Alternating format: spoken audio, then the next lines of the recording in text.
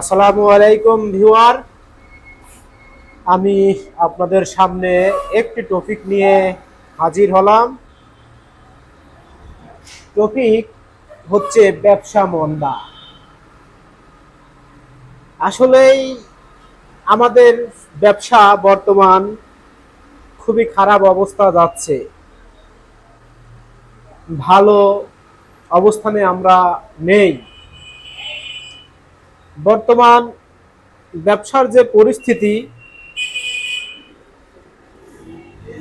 মূলত আমাদের motor cycle নিয়ে আসা যাওয়ার খরচ হচ্ছে, কিন্তু এখন ব্যবসা করে যে মূলত আমরা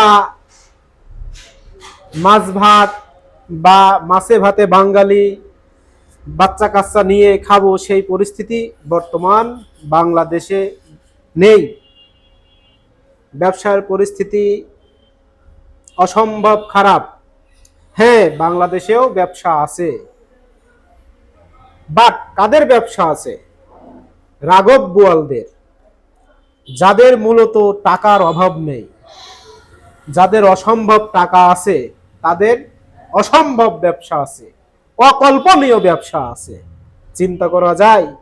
কিন্তু আমরা যারা মধ্যবিত্ত ব্যবসায়ী, মিডল শ্রেণীর ব্যবসায়ী আছি, মূলত এদের ব্যবসা নাই বা ব্যবসা করার মতন পরিস্থিতি নাই।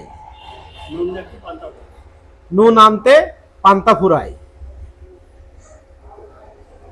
সর্বসাকুল্যে মহান রবের কাছে আশাবাদী যে আমরাও ইনশাল্লাহ ব্যবসার পরিস্থিতি, দেশের পরিস্থিতি আস্তে আস্তে সুন্দর হয়ে উঠবে।